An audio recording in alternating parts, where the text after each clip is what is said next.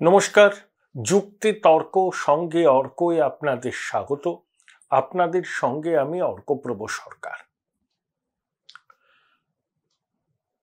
12ই April যে খবরটা সবারই চোখে পড়েছে আশা করি, ব্যাঙ্গালোরে কাফে বিস্ফোরণের মূল চক্রী বা মাস্টার মাইন্ড দুজনেই কলকাতা থেকে ধরা পড়েছে। আসলে কলকাতা বা এই রাজ্য কার্যত অপরাধ করে লুকিয়ে থাকার একটা সেফ হেভেন হয়েছে। কেন হয়েছে আপনারা জানেন, বিশদে এ নিয়ে বলবো না। সমঝদারোं के लिए इशारा ही काफी होता है। দেখুন, ডায়মন্ড হারবার লোকসভা কেন্দ্রে তৃণমূল কংগ্রেসের অভিষেক বন্দ্যোপাধ্যায়ের বিরুদ্ধে বিজেপির কে প্রার্থী হবে তা নিয়ে রাজ্যের শাসক দল নানা রকম টিকা টিপ্পণী ব্যঙ্গ বিদ্রুপ করছে। তাদের বক্তব্য, অভিষেকের এমনই নাকি জনপ্রিয়তা, সেই জনপ্রিয়তার ভয়ে কেউ নাকি ডায়মন্ড হারবারে দাঁড়াতে চাইছে না। নওশাদ বলেছিল ও দাঁড়াবে, শেষ পর্যন্ত দাঁড়ালো না, যদিও আইএসএফ এর প্রার্থী মজনু লস্কর আছে। নওশাদ না দাঁড়ানোয় একটা সুবিধা হয়েছে যে নওশাদ সারা জায়গায় প্রচার করতে পারবে, মানে যেখানে যেখানে আইএসএফ এর প্রার্থী আছে, শ্রীরামপুরে আছে, যাদবপুরে আছে, ডায়মন্ড হারবারের প্রার্থী হলেও কিন্তু আটকে যেত। এবং আইএসএফ ভোট ময়দানে আসায় সংখ্যালঘু ভোট যে তৃণমূল ভাবত তাদের একচেটিয়া আধিপত্য আছে, সেটাতে কিছুটা হলেও থাবা বসাবে আইএসএফ।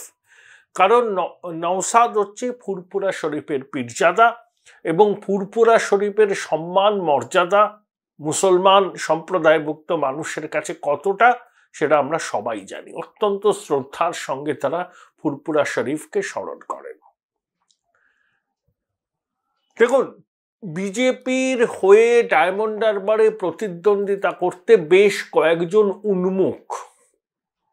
তাদের মধ্যে একজন হচ্ছেন কলকাতা হাইকোর্টের তরুণ আইনজীবী কৌস্তুভ বাগচি, আর একজন যিনি খুব লাইমলাইটে এসছেন, বিধানসভা নির্বাচনে দাঁড়িয়েছিলেন 2021-এ এন্টালিতে, প্রিয়াঙ্কা টিবরিওয়াল।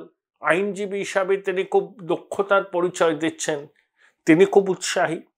এবং তৃণমূল ছাত্র পরিষদের একদা সভাপতি, এখন বিজেপির নেতা, তরুণ নেতা, কাঁথির ভূমিপুত্র শঙ্কুদেব পান্ডা। শঙ্কুদেব যেভাবে ডায়মন্ড হারবারের বিষয় নিয়ে এখন সংবাদ মাধ্যমে সরব হয়েছেন, আমার মনে হচ্ছে শেষ পর্যন্ত শঙ্কুর ভাগ্যেই এই টিকিটের শিকেটা ছিঁড়তে পারে। সবকিছু ঠিকঠাক থাকলে আর দু একদিনের মধ্যেই হয়তো প্রার্থীর নাম ঘোষণা করে দেবে বিজেপি। সম্ভবত শঙ্কুদেব পান্ডা বনাম অভিষেক বন্দ্যোপাধ্যায়ের লড়াই হতে যাচ্ছে। আমি সম্ভবত বললাম কেন, না আচালে বিশ্বাস নেই। আরো দুজনের নাম শোনা যাচ্ছে, তাদের মধ্যেও কেউ একজন হতে পারে। যে অভিষেক বন্দ্যোপাধ্যায়ের বিরুদ্ধে বিজেপির কেউ লড়তে চাইছে না, এই ন্যারেটিভটা শাসক শিবির তৈরি করেছে, ইচ্ছাকৃতভাবে তৈরি করেছে। আইপ্যাকের পরামর্শই হয়তো তৈরি করছে। বিষয়টা তা নয়। অভিষেকের বিরুদ্ধে লড়বার জন্য বিজেপির অনেক তরুণ তুর্কি নেতা তৈরি আছে। এখন বিজেপির কেন্দ্রীয় নেতৃত্বকে তাদের মধ্যে থেকে একজনকে বাছতে হবে।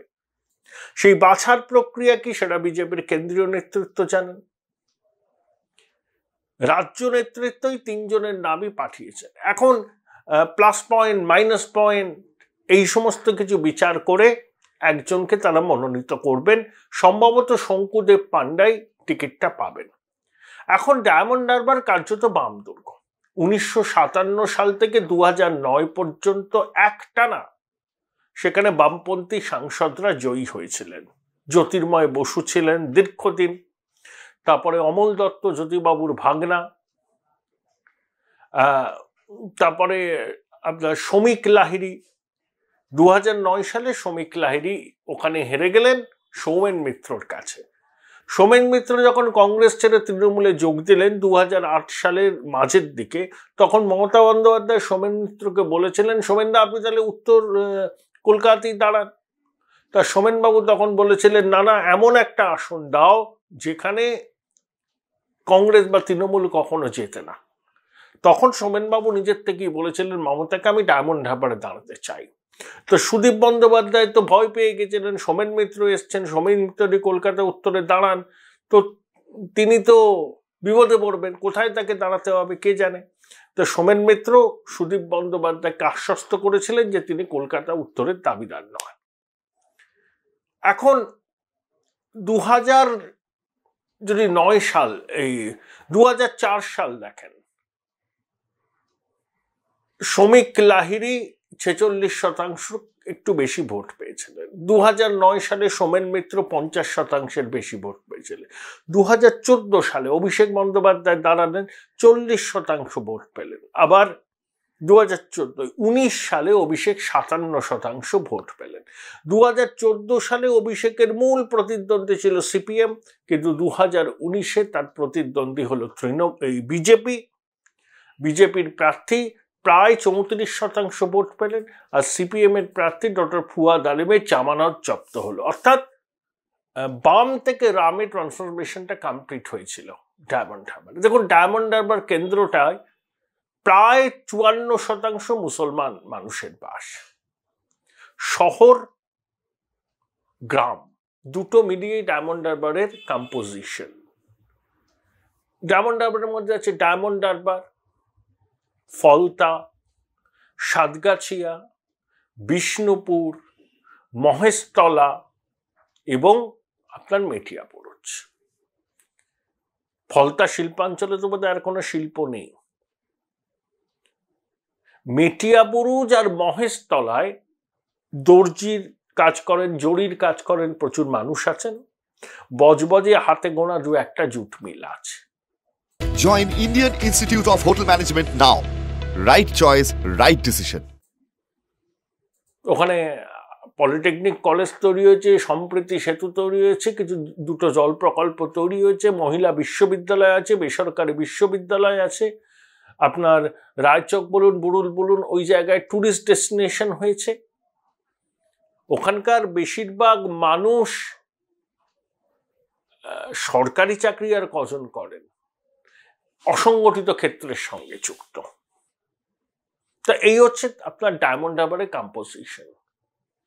2014 অভিষেক যখন প্রথমবার দাঁড়ালেন তখন কিন্তু স্টিফ কম্পিটিশনের মুখে তাকে পড়তে হয়েছিল। সোমেন মিত্র 52% ভোট পেয়েছিলেন 2009-এ, অভিষেক কিন্তু 2014 40% ভোট পেলেন, কিন্তু 2019-এ তার ভোট আবার বেড়ে প্রায় 57% হলো। ডায়মন্ড হারবার লোকসভা কেন্দ্রের অন্তর্গত 7টা বিধানসভা, 7টাই তৃণমূলের দখলে। ওখানে 4টে পুরসভা আছে, ডায়মন্ড হারবার, বজবজ, মহেশতলা, পূজালি, সেগুলোও তৃণমূলের দখলে। সদ্য সমাপ্ত পঞ্চায়েত নির্বাচনে ওভারওয়েলমিং মেজরিটিতে তৃণমূল জিতেছে। অভিষেক 2009 সালে 3,20,000-এর বেশি ভোটে জিতেছিলেন। তাহলে কি all is well in diamond Harbour? বিষয়টা তা নয়। অভিযোগ উঠেছে যে ডায়মন্ড হারবারে অভিষেকের এই 3 লক্ষ ভোটের ব্যবধানে জয়ী হওয়ার পিছনে অন্য অনেক কারণ ছিল। মানুষের গণতান্ত্রিক অধিকার সেখানে প্রয়োগ করতে দেওয়া হয়নি। বিরোধীরা এজেন্ট দিতে পারেনি, বিরোধী দলের কর্মী সমর্থকরা ভোট কেন্দ্রে পৌঁছতে পারেনি।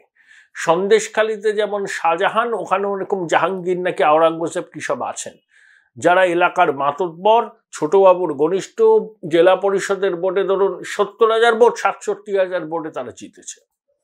এবং ডায়মন্ড হারবার লোকসভা কেন্দ্রের অন্তর্গত যে সমস্ত গ্রাম পঞ্চায়েত, পঞ্চায়েত সমিতি, জেলা পরিষদের আসন ছিল, 2023-এর পঞ্চায়েত নির্বাচনে তার 95%-ই বিনা প্রতিদ্বন্দ্বিতায় শাসক দল জয়ী হয়েছে।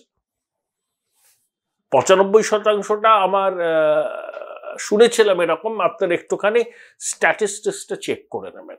ওটা 95 হতে পারে, 97 হতে পারে, বা 92 হতে পারে। অধিকাংশ আসনেই কোনো প্রতিদ্বন্দ্বিতা হয়নি। যে ছোটবাবু পঞ্চায়েত নির্বাচনের আগে কি বলেছিলেন, যে বিরোধীরা যাতে প্রতিদ্বন্দ্বিতা করতে পারেন, তিনি দেখবেন প্রার্থীরা যাতে মনোনয়ন দিতে পারেন, কারোর কোনো অভিযোগ থাকলে যেন তাকে জানায়। আর নিজের লোকসভা কেন্দ্রে গণতন্ত্রের হত্যাটা কিভাবে হয়েছিল সেটা দেখেও তিনি না দেখার ভান করেছিলেন। এই হচ্ছে টবে লাগানো গাছের দ্বিচারিতা, যা বলে তা করে না। আসলে অসত্য বাসনটাকে কিভাবে শিল্পের পর্যায়ে নিয়ে যাওয়া যায় সেটা এই ট্র্যাডিশনটা টবে লাগানো গাছ খুব ভালোভাবে রপ্ত করেছে। কখনো বলে কি করেছে শাহজাহান, কি করেছে শাহজাহান, তো মানুষ দেখছে। আর যে বলল পঞ্চায়েত নির্বাচন অবাধ, নিরপেক্ষ, শান্তিপূর্ণ হবে, গণতান্ত্রিক পরিবেশে হবে, বিরোধীরা মনোনয়ন জমা দিতে পারবে না, নিজের কেন্দ্রেই বিপুল আসনে বিনা প্রতিদ্বন্দ্বিতায় জয়ী হলেন। ডায়মন্ড হারবারে দেখুন কোনো কেন্দ্রই কারোর দুর্গ নয়।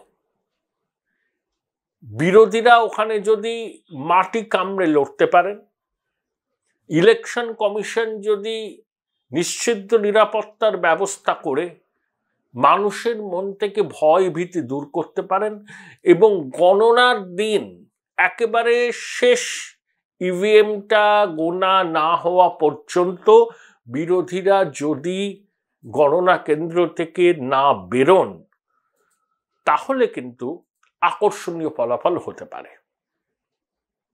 এর মানে এই নয় যে অভিষেক বন্দ্যোপাধ্যায়ের নির্বাচনী বিপর্যয় হবে, কিন্তু এটা আমি বলতে পারি 3,20,000-এর মার্জিন এবার হওয়া সম্ভব নয়। কারণ 2019-এর অভিষেক আর 2024-এর অভিষেকের মধ্যে পার্থক্য আছে। 2024-এর অভিষেকের বিরুদ্ধে বুড়ি বুড়ি অভিযোগ, তাকে বহুবার এজেন্সি তলব করেছেন, রক্ষা কবচ নিয়ে আছেন, তখন নিয়োগ দুর্নীতি হয়নি, কালীঘাটের কাকু গ্রেপ্তার হয়নি, লিপস অ্যান্ড বাউন্স এত আলোচনার মধ্যে আসেনি। দেখুন ছোটবাবু ঘনিষ্ঠ তৃণাঙ্কুর ওই রাজ্য সভাপতি, তাকে ওই ছাত্র পরিষদে তার বিরুদ্ধে এফআইআর হয়েছে। কেন?